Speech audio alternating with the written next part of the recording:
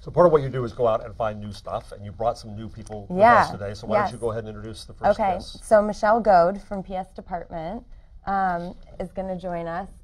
This is a New York-based startup like Quartz, and Michelle's been around. How long ago did you guys start, Michelle? We started technically 4 years ago. The product that is on the App Store now has been live for 2.5 years. Okay, so PS Department is a personal shopping app, and part of what's cool about it and interesting about it is that Michelle was super ahead of the curve with messaging, which is something we're doing at Quartz right now in our news app, and sort of paying attention to all the news around messaging, but Michelle's been doing it for a few years now. Yes, which is funny because even today people ask us, what technology did you guys use? And we're like, we had to build it from scratch because it didn't exist and we were getting started. So PS Department, the consumer promise is that we are an on-demand fashion concierge and personal shopping app. So taking that amazing service that you used to have to go in store to get, whether it's even just asking a sales associate, how's this going to fit or what do you recommend, those human interactions didn't exist on the internet. And so what we wanted to do was give the consumer, particularly the mobile consumer, a way to get expert service just by sending a message. And was very interested in the fashion space because I worked in it forever, for over a decade, and just saw this sort of consumer shift. Most customers, even today, really, if you don't have time to go in store, what does that experience look like for you as a consumer? There's so much stuff out there on the internet. It's terrifying. So I'm a little confused.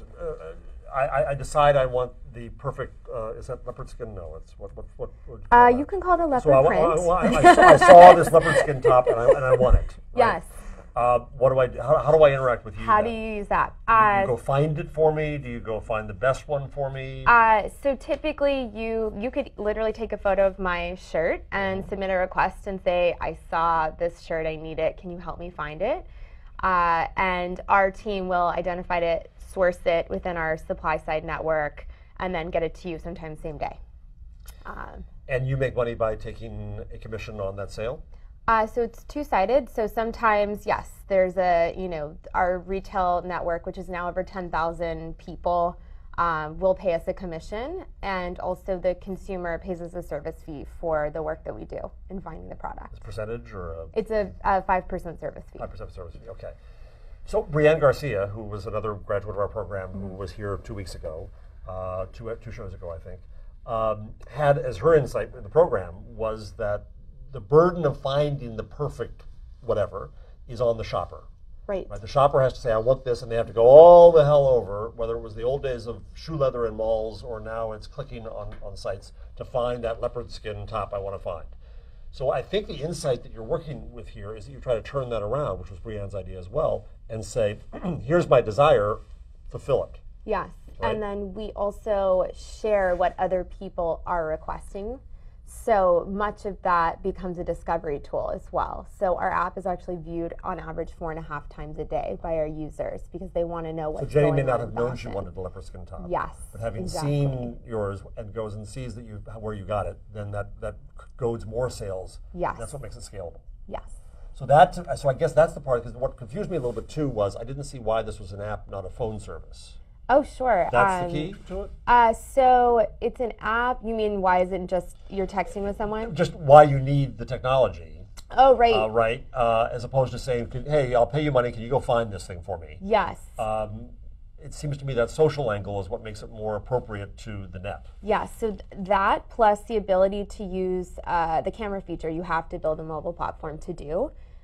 Secondary to that, we have all kinds of crazy conversational commerce technology built into the thread, so it's not 100% human that you're engaging with. So to the end user, it appears that way, but there's all kinds of algorithms and logic that we've built in request queues, and it gets very complicated. So for you guys, it's as simple as messaging, but behind the scenes, there's a lot of software built.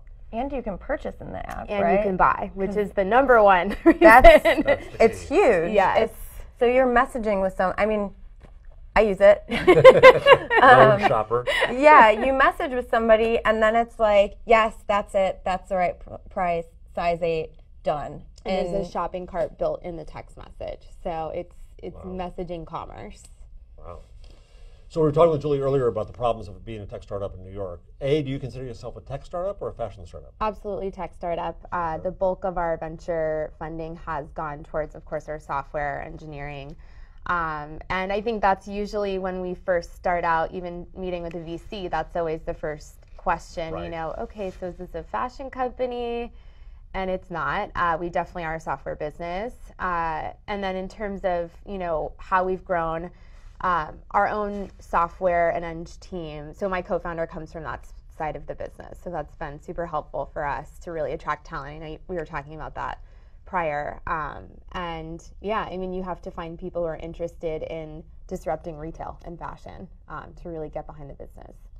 So you're disrupting retail on the one hand. On the other hand, you are creating new customer channels for those retailers, right? Yes, exactly. So how difficult, did you ever, let me ask it this way, did you ever think, oh hell, we have to move to San Francisco? Never.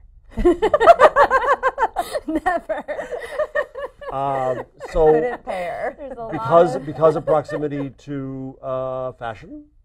Absolutely. All of our supply side, business side is done here, really, and in France, but primarily here.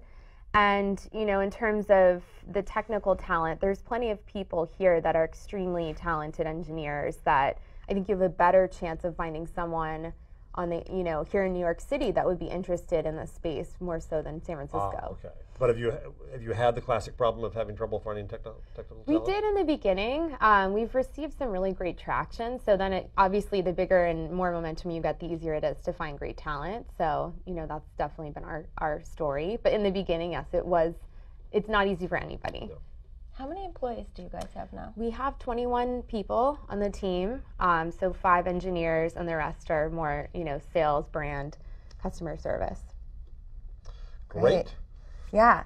Well, so part of what I love about PS and also part of what I love about our next guest, Kristen from Food 52's product, is that they basically take these very real world things, which are food and fashion, and sort of these questions of like, what am I going to wear? What am I going to make for dinner? And just use tech to improve the experience around it. So it's not, you know, it's not just tech for tech's sake. It's sort of tech enabled to help improve this really sort of like analog experience.